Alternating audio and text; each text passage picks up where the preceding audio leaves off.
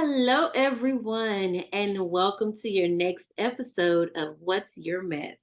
Mental, Emotional, Social Status of Life. I'm your host, Tracey D. Armstrong, and today we embark on another journey with a new guest as she shares her experiences that have shaped her life and have been triumphs to show her resilience and strength.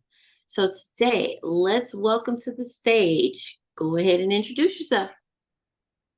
Hi, Tracy. Hi, everyone. Thank you so much for this opportunity. I've been so excited about connecting with you and just chatting.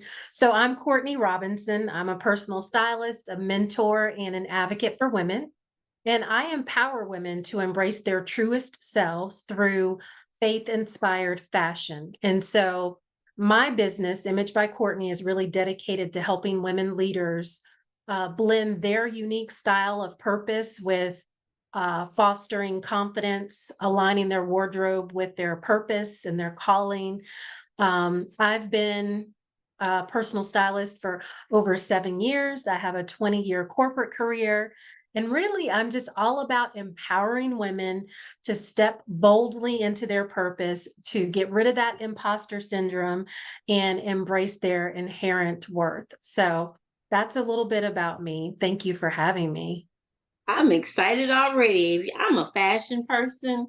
You don't know, but I love to shop and I just love looking good. But besides that, I'm excited to hear about everything that you do, that you have. But I know that that hasn't always been where you are at right now.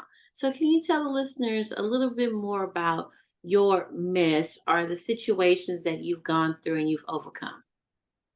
Absolutely. I actually get joy out of sharing my story because there is so much resilience that is shown. And I know that that encourages and inspires other people. So for me, one of the most challenging and transformative experience that has happened in my life was just dealing with a series of healthcare, issues. And so I was diagnosed with multiple benign brain tumors in January of 2021, actually four. So I underwent brain surgery in March of 21. And then a little over a year later, I faced several strokes in my sleep in December of 2022. So as you can imagine, all of that was very disruptive, right, to my life and scary and a whole lot of things. And so, um, from my career to my business goals to my personal goals, it all really challenged me mentally, emotionally, socially, all the things we're going to talk about today. It was interesting. Thankfully, when I experienced it, I was in a really strong place in my faith walk, right? So I remember the doctor, my family, everybody saying, "Gosh, this is probably the best time. You're so healthy." But not only was I healthy physically, I was healthy mentally, right? And so I approached it as, "Okay, Lord, I know you got me. I know that you're going to help me get through this." But nonetheless, there was, this underlying fear, right? The fear of the unknown and what that really means, and the fact that they could only really perform brain surgery on one tumor. They couldn't get them all at the same time because they're in different places. And so, just the prospect of how am I going to live with this? How does this impact my life? I didn't know what it really meant because at that point, nothing catastrophic had happened. We caught it. It was a routine eye exam. The ophthalmologist caught it, sent me for a CT scan and then a follow-up MRI. Um, and I remember the neurosurgeon saying, "We caught this early." Most times, and he wasn't joking. He's like, most times when people come in, their eye is literally falling out of the socket, type thing. And he was like, "So you're good, you're good." And so it was interesting, right? You want to do all the research, you want to know that the doctor that you're working with, the neurosurgeon, is safe, you want to trust the process and all of that. And all of that is just, you have to be rooted in God. I can't imagine not having my faith to get me through that time. people are good. My husband was wonderful, my mom, my friends.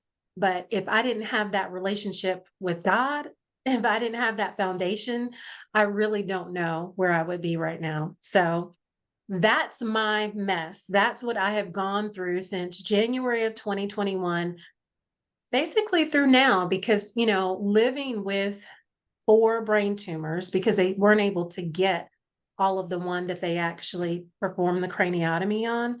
It's still part of it is still there. It wasn't like it was this nice little circle, right? It's kind of all over the place. And because it was sitting on my optic nerve, they weren't really able to get close to that without severing my vision. The interesting thing about this whole story is I don't have full vision in my right eye. I only have peripheral vision. I do not have core vision in my right eye. The blessing in that is that I can still drive. If it were the opposite, I wouldn't be able to drive. And can you imagine losing that ability and that freedom? You know? Wait a minute. Pause. Time out. Because I'm sitting here. And everybody, they can't see me and you can see my face, and for the, I'm sitting here listening to, and I don't mean to cut you off, but I have to Oh, it's jump fine. in really quickly It's a because chat. you're saying, and I'm over here like, okay, first of all, you look amazing. First of all, let me just make sure I Oh, say that. thank I'm you. listening to you say you had 4 brain tumors and you underwent brain surgery. And I'm over here like, okay. And then okay, let me go back because you unpacked a lot. Yeah, Let's just I make sure did. that the listeners understand what you're saying. You went Sure. in for an eye exam. Hmm. The optometrist saw Ophthalmologist. the ophthalmologist, thank you, Hmm. saw the tumor on the X-ray, like when they do they could see it in the brain in the back of the eye. Well, no, what he saw is that my vision was really impaired. And so he said to me, you're blind in your right eye. And I literally laughed. It was a nervous laughter, but I literally laughed because I was like, what is this man talking about? Like, I don't even get regular eye exams because I have Hmm. 20/20 vision. So I'm trying to think, it was probably like 5 years since my last eye exam. Hmm. Hmm. And I'm thinking, what happened in 5 years, that I go from having 20/20 vision in both eyes to being declared blind or, visually impaired in this right eye. And because it was, during COVID, I wasn't doing a lot of makeup, right? I wasn't, we were home. I already worked from home anyway, but I wasn't doing a lot of the things. And so that coupled with the fact that our bodies are just amazing and this left eye made up for everything that the right eye Hmm. wasn't doing. Hmm. I just didn't see it. My husband was actually the first person who noticed. He said to me, "Did you bump your eye or something?" I remember it so vividly. And I said, "No, what do you mean?" He said, "Your eye just looks a little, I don't know, different." And, I didn't think anything of it. But because I work from home and I'm behind the computer all the time, my eyes would get tired, things or whatever. I was like, let me just go for a routine eye exam, check it out. There's no harm in seeing what's going on. And thank goodness I did. Right. Yes. My husband actually discovered that in like September of October, right, of 2020. And I couldn't get an eye exam until January. That's right. Like literally couldn't get an eye exam until January. So it was on Martin Luther King Day was my appointment. That was the day that I found out. And it just changed the trajectory of my life. And then they sent you for a CAT scan. Hmm. And then the CAT scan picked it up. And then Hmm. from there, they were like, because I know like a tumor could have done anything. Like it could have, Right. it could have caused an aneurysm. Right. And that's why they said they caught it early. So, and like you said, you were rooted in your faith, and good thing you were rooted in your faith at that time. But still, even with that, Mhm. how did it affect you mentally? Well, here's the thing. So I'm that go-getter. I'm that energizer bunny. I'm that person who, everybody can depend on me. I'm the overachiever. I'm the one who does everything for everybody else, right? And Mhm. so building a business and working a career and just being married and maintaining a household, I just think I was just on this autopilot. So when this happened, it literally forced me to slow down and to say, okay, like assess myself and say, first of all, you're doing too much. You can't even physically, so you're going to have to slow down after surgery. It just really, to answer your question, it was really just, um, my mind just kind of went to a different place. But for me, it was how did I handle it in the midst of that? I really had to slow down and realize that I wasn't superwoman. I had to tap into my support network, right? And realize that it was okay if I had these feelings of not being able to perform and meet the same standard, right? Of Mhm. what I'm used to doing and the rate at which I'm used to going. That was particularly hard for me because I don't like to have to ask for anything. There's nothing wrong with it. Now, on the other side of this, I realize the importance of being able to advocate for yourself and to speak up for the things that you need and you want or you desire. But before that, I was just kind of like, oh, I got it. Mhm. Mhm. It's good, type thing. And when this happened, I didn't. I didn't have it, I mean, I had my faith and naturally I was praying probably more than ever. Um, but there was a lot of inner turmoil, right? Like, I went through that. Why me? Why now? What did I do? Why do I deserve this? Type thing. And, Lord, you know what I prayed for. I was really at the beginning of getting ready to do some really pivotal things in my business. Mhm. And it just literally cut everything off. So mentally, that was hard. Yeah, Right, right. hard. And that's what I was going to ask next about the emotional, but with what you just said, like the inner turmoil of, hey, why, like, what is really going, I could, like, I'm hearing you speak on it, and I'm literally like, I couldn't imagine Mm, having, like you said, everybody was depending on you. You were on autopilot, been there before. And yeah, then all of a sudden you're having to just say, hey, pause. This is not where you're going right now at this moment. So exactly. emotionally, talk about that a little bit. Um, so I was just having this conversation with my husband the other day. I'm probably the most stable emotional person I know. Like nothing's wrong with crying, but I'm not a crier. So you know that if I'm crying, something's really wrong, right? Like Hmm. I'm not someone who will cry at the drop of a hat. I'm usually just not that emotional. I'm more even keeled. But oh my goodness, I mean, it really impacted me on a level where, first of all, I was very grateful that I had the resources to seek the best doctors, right? Hmm. And get the best treatment and the best care. That is not lost on me because a lot of people don't have that. That's right. And I know that's a real key factor in my ability to, that helped me through this as well, is having access to things that a lot of people don't have. So that was one thing.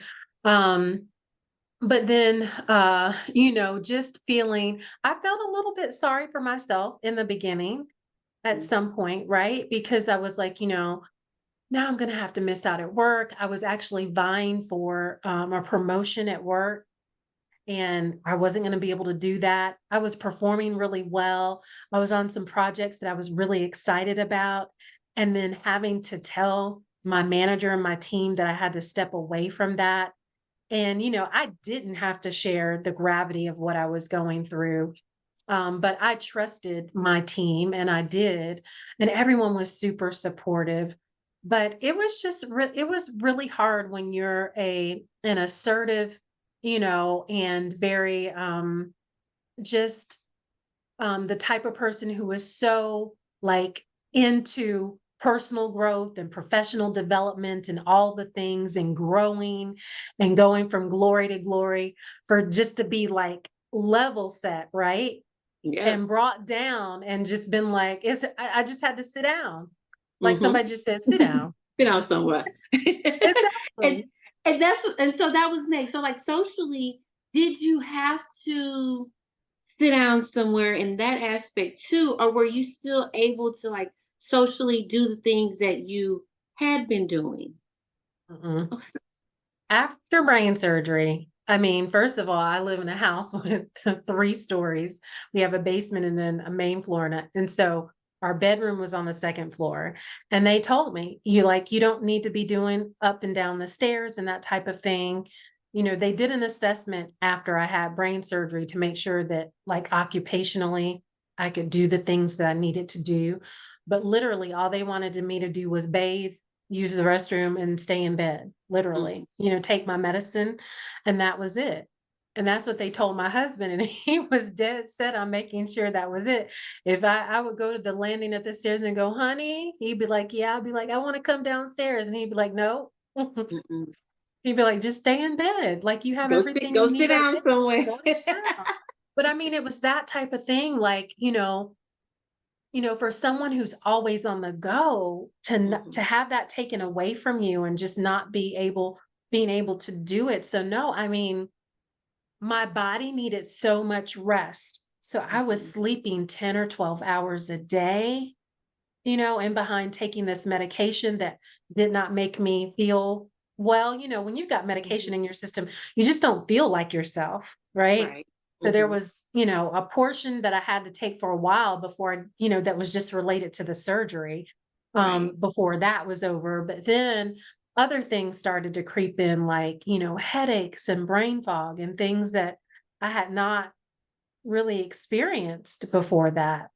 Right. Mhm. So it was just, learning that I was gonna be different afterward, and that different didn't mean worse. It just meant that I was gonna have to be gentle with myself, right? Mm. And, Mm. just embrace that healing. But yeah, so I mean, even I remember having a call scheduled, and I don't remember what call it was, and I couldn't do Zoom, and I told her that I was like, I can talk to you on the phone, but really the way I look, I'm not comfortable having a Zoom meeting. I don't even know if my staples were still out yet. That was the other thing, is like visually, you Mm. know, well, after you have surgery and they had to put like physical staples in my head. Mhm. So I know you can see, they can't see, but they actually cut from here all the way over here. Okay.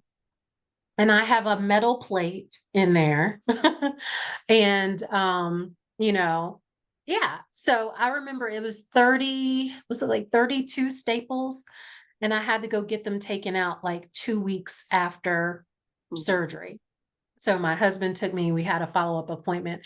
And all I could remember thinking on the way was, is this going to hurt? Like, is this going to hurt? Kind of thing. And that was the first question I asked him when I got in there. I felt like I needed to brace myself.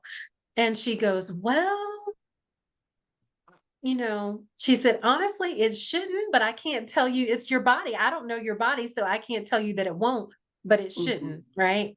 And so then hearing them take the tweezers and pull them out, they saturated it with some peroxide, and then pull them out, and then they plink them in this little metal bowl, and you could hear the staples going in, right?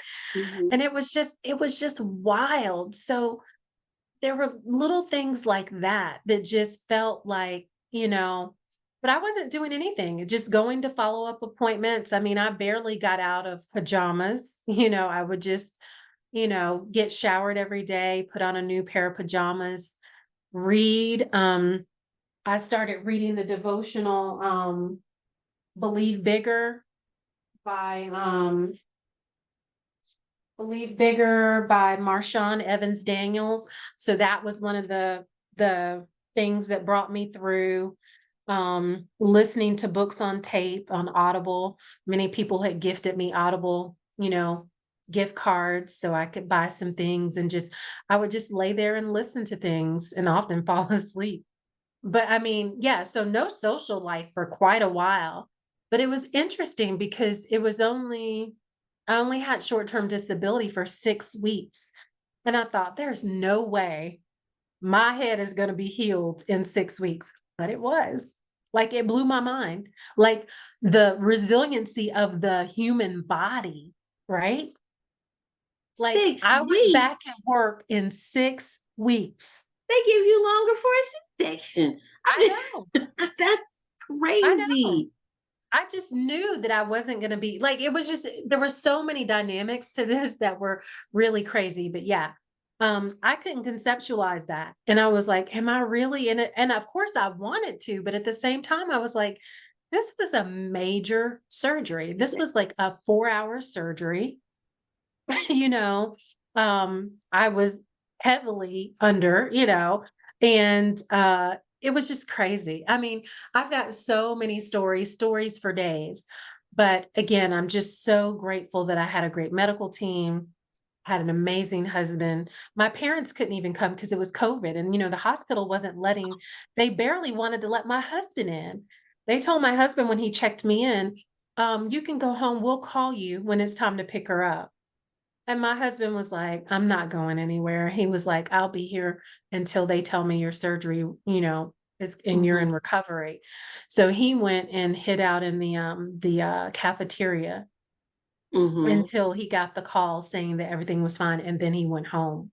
But they wanted to keep me for 6 days, and I told my husband, I was like, "I'm not gonna be here for 6 days." He was like, "Well, Courtney, if they want you to be there, you need to." I was like, "No." I was like, "I just know my body and I'm gonna be ready." And I went home in, like, I think 2 or 3 days.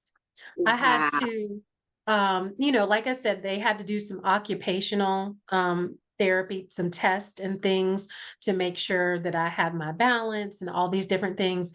And I remember the nurses saying, "Wow," like they were amazed. They were like, "We usually don't have people that are this like vibrant after surgery, you know?" Right. But I just, it was God. It was I was God. just gonna say no, but God. It was But all God. God. Yeah.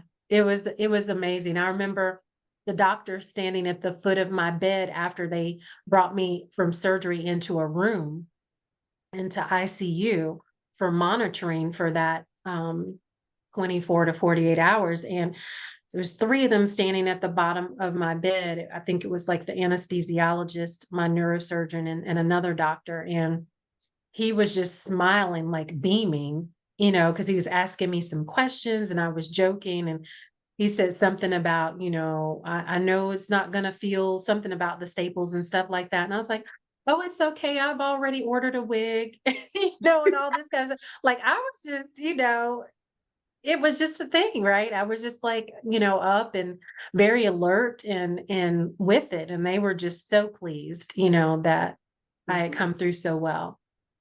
Yeah, it's I don't know. Every time I retell the story, so many different thoughts and emotions come up. mhm. Um, but I always go back to that gratefulness, just being like just super grateful about thriving and being doing so well right now. So, And I wanna ask you this, and just to be clear, so when you did the surgery, you had 4 tumors. Do you still were they able to get, I know you said they didn't get all of the one, so how mhm. many were they able to take out? They only performed surgery on one tumor, and that is the one that was sitting on my optic nerve. They were unable to get that, so there's still residual of that tumor that remains. And then I have 3 other tumors that are kind of in different places in my head. So, Okay. with them being benign, that's good. However, having a tumor in your brain, like you said, they can still lead to aneurysm. It can still need to block nerves and vessels and all different types of issues. Mm, So they definitely don't want them to grow. So about a year later, around the February, March, I had a radiation oncologist that I was seeing, and he suggested that I get what's called proton therapy treatment, which is really like an elevated form of radiation. mm, And it was going, initially, they were only going to go treat the one tumor, but they decided after conferring with my medical team to treat them all. So they treated all 4 tumors. So that was getting into this. They had to do a mask. I have the mask sitting over there. They had to fit a mask, a mold to my face. I had to have it made specially. And then I'd have to sit in under this machine that would send the beams, and I had to be very still. I was strapped down. That mask was so claustrophobic. I remember them trying to put it on me for the first time, and I was like, wait, wait, because you just feel like you're not going to be able to breathe, and it's just Mhm. crazy. But I'd have to sit under for 15, sometimes 20 minutes, depending on how they were treating that day to get send the beams in all the different directions for the tumors. The expectation was that it could not shrink the tumors, but it would keep them from growing more, Mhm. right? So I had to do that 30 consecutive days. So my husband had to drive me every day after work to Emory because I couldn't drive myself and I didn't want to, mess up his work schedule. So we went every day after work. So, and most times we wouldn't get home until like 10 or 11 o'clock at night. And then if the machines were down or broken, sometimes it could be later than that. So it was a real interesting thing, but we got through that and I rang the bell. And when we talk about emotional toll, people ring the bell when they complete their cancer treatment. And I Mhm. felt this overwhelming sense of um, what was it? Really just feeling sorry that, a lot of the women that I was in treatment with they had cancer. I don't have cancer. I didn't have cancer. My tumors were benign. And I remember sitting in the waiting room with the mom of a lady that was also being treated. And she said, "So what type of cancer do you have?" And I said, "I don't have cancer." And I remember the look on her face as if she thought maybe I was in denial or something. And I was like, "Yeah, I don't all my tumors are benign." They just wanted to treat because they felt like it would work in terms of, keeping, them from growing and different things like that.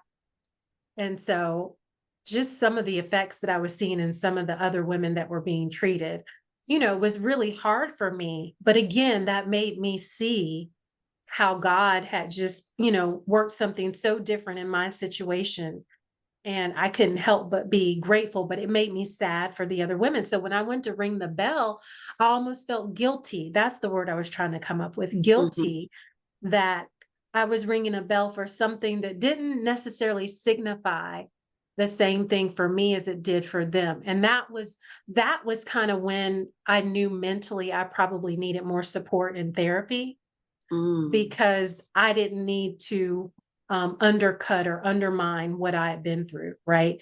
Just Mhm. because I don't have cancer doesn't mean that this was any less Yes. had any less emotional toil or, effect on me mentally and certainly physically. So yeah, I tried. I went to, my insurance had, a place that I could call and they pair you up. You could look at the credentials of all the people who were available to you. I met with 3 different people and it didn't work. Like, I don't know what it was. And I thought, well, maybe it's me. But I mean, I get things. I think the first woman told me, well, when she was like, "Well, what are you here for?" And I was like, "I had brain surgery and I'm doing well, but I just feel like I need some extra support, blah, blah, blah, that kind of stuff." She goes, "Well, I'm going to tell you, there's no magic pill." And when she said that, I was just like, did a therapist just say that to me? Like, for real? Like, I was so confused, right? I mean, I don't know. It was weird. I'm I like, that never was saw her her again. intro. Like, Yeah, I'm yeah. up I here. never, I'm just imagining like your face was probably like seriously like that. yeah. Welcome. That's how weird. No empathy, no compassion. I don't know if she was having a bad day, I'm not quite sure, but that first experience was a little bit daunting, and I thought Mhm.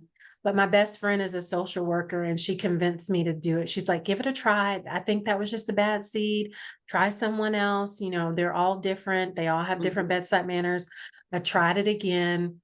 that woman, she couldn't half remember my story. We met maybe 2 or 3 times, and every time we met, I would have to rehash what I said before, and that gave me anxiety. I was like, Mhm. "So I don't feel like you're listening to me. You're not taking notes. You're not absorbing. I'm telling you the same story, 2, 3 times in a row. That's not for me." So I let that go. And, yeah, I just, so therapy was not a great experience at all. I was like, I can do better reading my Bible and praying and meditating. And that's what I did. I pulled up YouTube and pulled up some meditation videos and, tried to learn how to meditate effectively and that type of thing. And those were more helpful than talking to somebody who really wasn't fully entertaining what I had to say anyway. And that help had me feel like people, I think sometimes, especially women and minorities, feel like our situations are not taken seriously anyway. And so that was Mhm. the first time I ever felt that way. Right. Mm. Yep. And that was really hurtful. And I was like, I was like, I've never had to feel this way. And I can understand how people, when they say that, what they're talking about now, Mhm.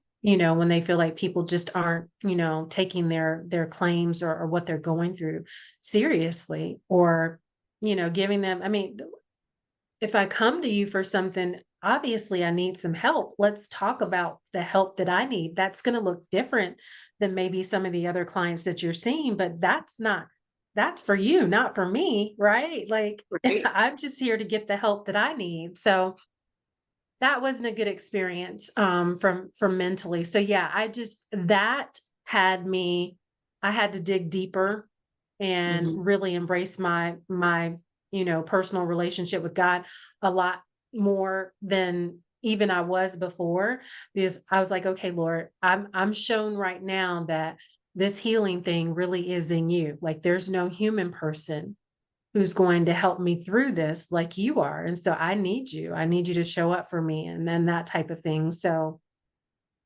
yeah, that was that was kind of what I was going through. Like they didn't even want to send me to like occupational therapy because they felt like I was doing too well. And I really needed occupational therapy because I lost the ability to type with my left hand because of the stroke that I suffered the following year.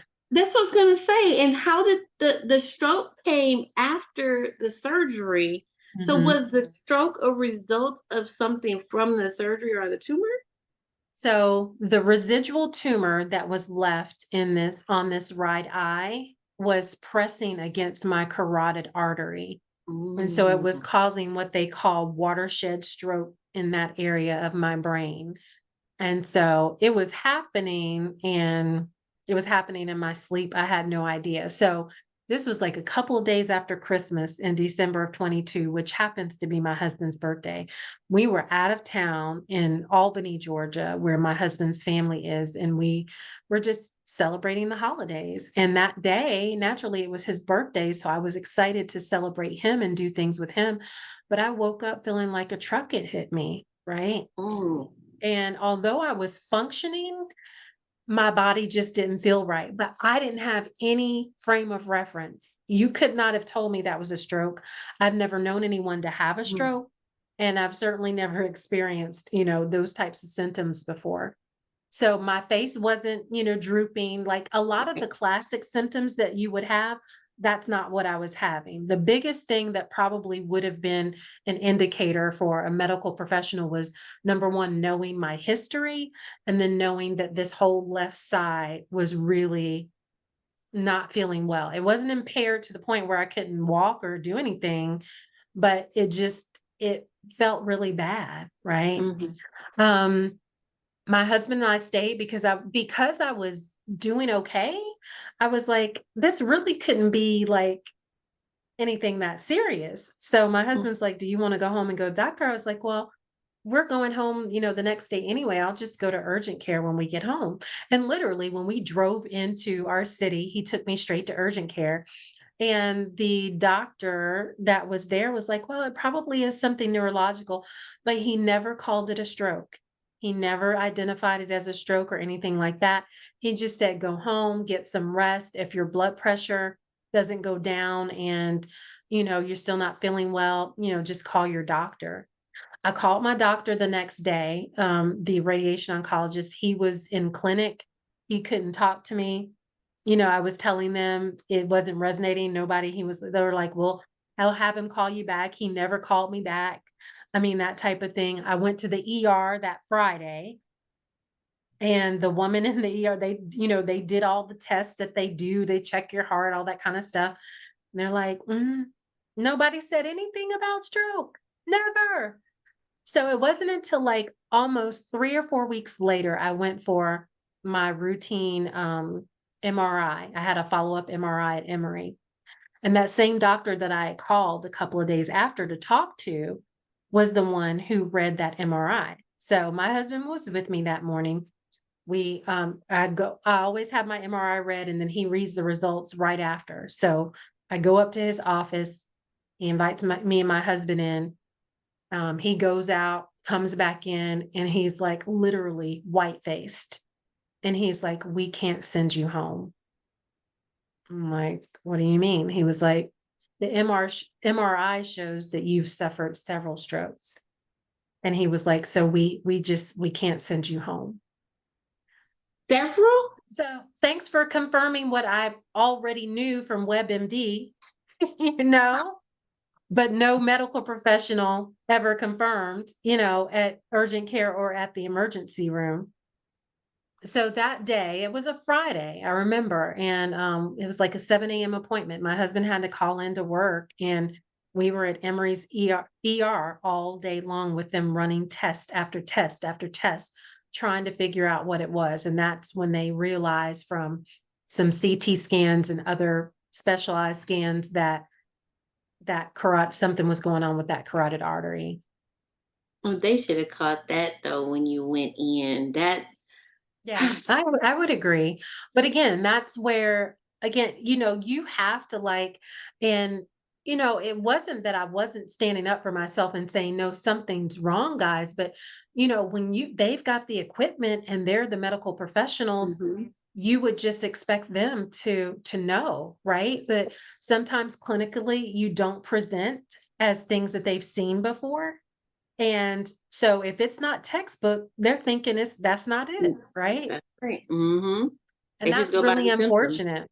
Yeah, it's Mhm. really unfortunate. So we have to take, our agency when it comes to our health and things like that, and know those signs and understand. Like I said, I didn't know anyone who'd had a stroke. So those like signs and symptoms weren't even really on my radar.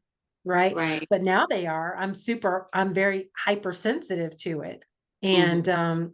if it happened to anyone around me, I would probably be able to identify it right away. But for myself, that's not something that I realized. But yeah, and I mean, at that point, he was like, well, if it's been like 3 weeks and you're still, moving around and kicking, we got to figure out what's going on. Because he said, even though I had suffered those strokes in December, I had suffered additional strokes probably as late as 2 days before I came in for that MRI.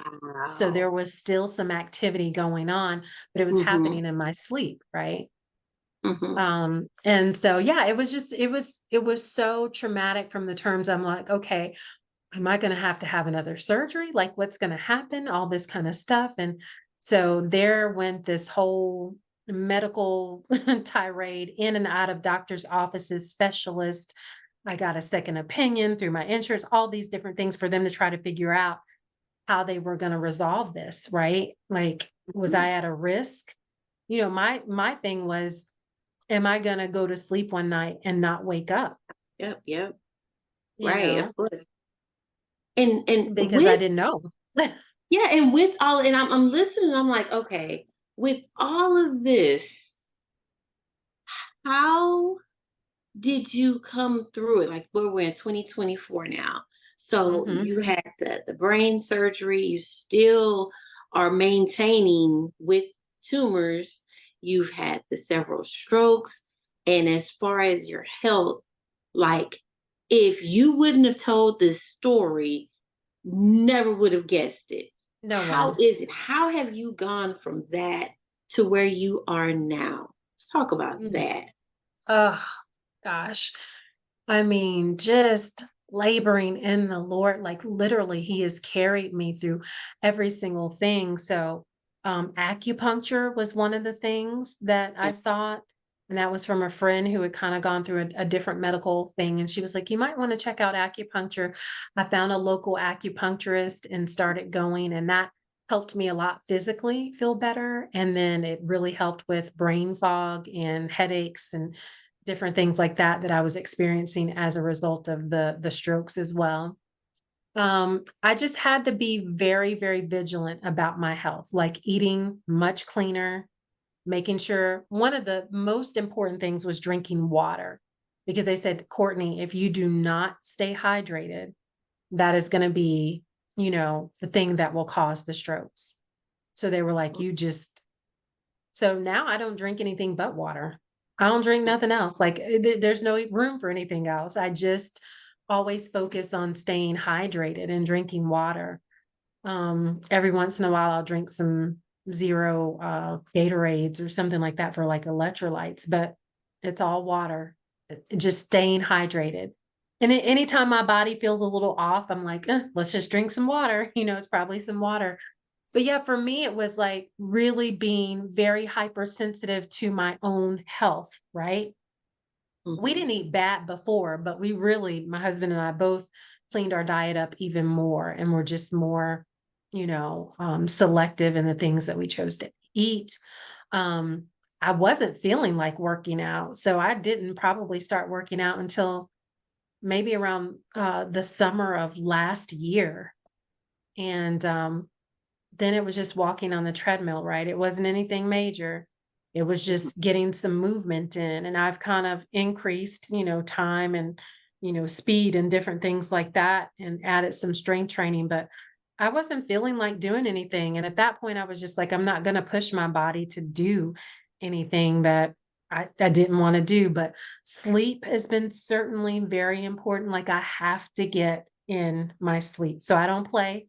When it's time to wind down in the evening, I go ahead and go to bed because I know that if I don't, I'm not going to be able to function the next day. So it's not even a Mhm. matter of like being tired. Like I won't be able to function. And I need to be, I'm still working and I'm still building a business. I'm still doing all the things. And so I have to be present. So those are the main things: nutrition, exercise, the acupuncture, which I've kind of really laid off a little bit. I'm not needing it as much. But yeah, those were the main things. And then just staying plugged in, right? Like my schedule, I really had to get very serious about blocking off time. Like I don't work on Wednesday nights. That's Bible study. I don't work anymore on Sundays. I don't care what I do on Sunday. I don't have to do anything, but I'm not working. That's the type of thing. So just Exactly. prioritizing Mhm. self-care, Mhm. asking for help. If I don't feel like doing anything, I just say, honey, I can't do that today, or can you do that, or can you take care of that, or whatever. Just being, you know, speaking up a lot more for my needs and my desires and different things like that, and just not feeling like I had to do it all. There's a laundry service called Poplin. This is free, free advertisement marketing for them. I use them. I didn't do any laundry. I didn't, my body, like there's a whole lot of things I couldn't do. I lost my ability to type on the computer. So I really had to get that mobility back, in my fingers and different things like that. It's been a really interesting road. And then last year also, I was connected to a woman who is a book visionary, and she was doing an anthology for women for different things. And I saw a post and I felt compelled. And this is after I had the episodes with the therapist and wasn't getting the support I needed. And I thought maybe if I write about this, this might help me in terms of healing. So I wrote the chapter in this book anthology largely as a way to heal, right?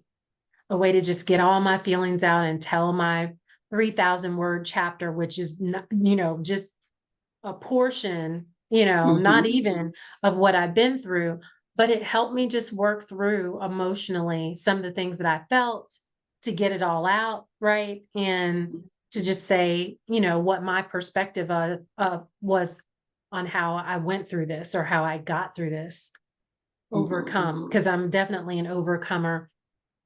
During that time, I think, was that before my stroke or after?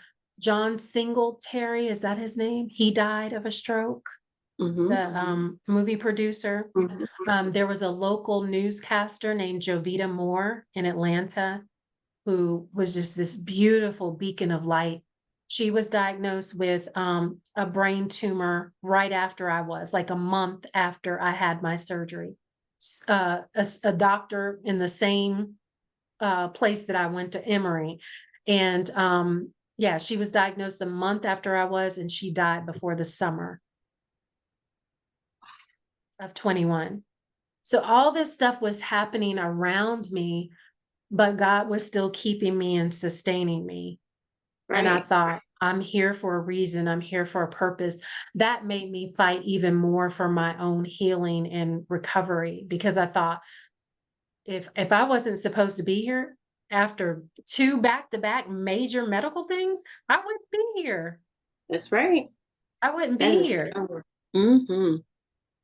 So And with that, I know you just said you were part of a book anthology. Do mhm. you have any other books or products that you would like to let the audience know about, where they could tap into more about your story and your purpose? Absolutely. So I do have several things. So I've created this quiz. It's called the Purpose Palette Persona Quiz. And it's really a resource for women to uncover that ideal blend of their own purpose, their poise, their passion, and their presence as it relates to their personal brand. So it's a really simple 4-question quiz, but that's a way that they can kind of come into my world and understand how I work with women to kind of, it's a really dynamic. And from the people who've taken it, I always get, oh, it's so insightful. I never thought about style in that way. I never thought about wardrobe in that way. So that's a free resource that people can take. I also have a weekly devotional that I author called Poise and Promises. And that's where, I really just use scripture and talk about faith and image and fashion, right? And style and how it all relates. And it gives people an opportunity to get encouraged and empowered. So that's something that people can subscribe to. And then I'm also selling my new book, the book anthology. Um, which is Stand Up Resilient Black Women Who Are Shaping the World with Their Faith, Volume 3.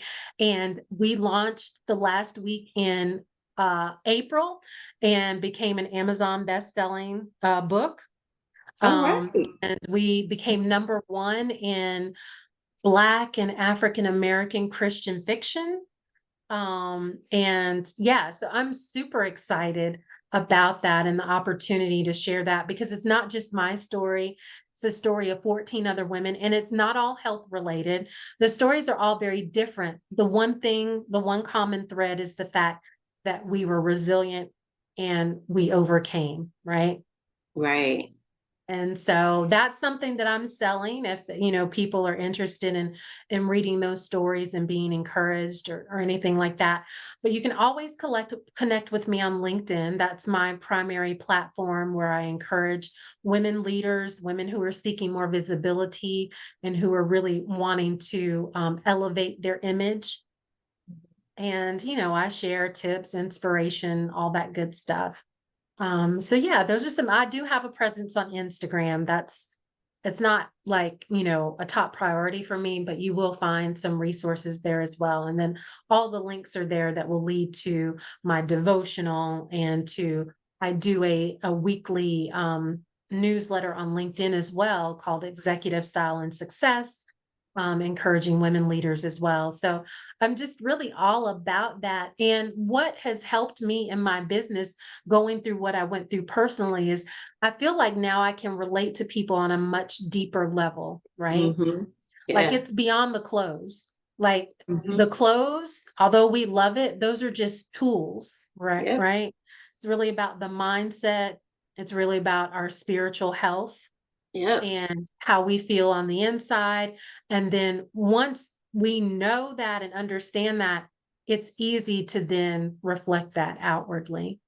That's right. So, I yeah. love it. I love it. And what I'll do is I'll get all your links and all your information.